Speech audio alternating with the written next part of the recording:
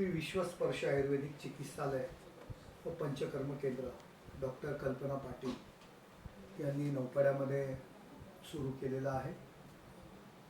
बऱ्याच वर्षापासून आयुर्वेद क्षेत्रामध्ये त्या काम करत आहेत आणि वैद्यकीय क्षेत्रातलं जे मूळ आहे ते आयुर्वेदात आहे.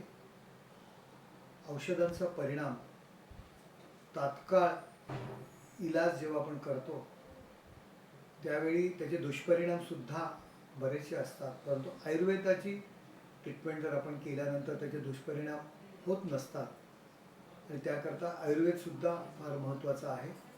आणि गेली कित्येक वर्ष डॉक्टर कल्पना पाटील या क्षेत्रामध्ये काम करत आहेत.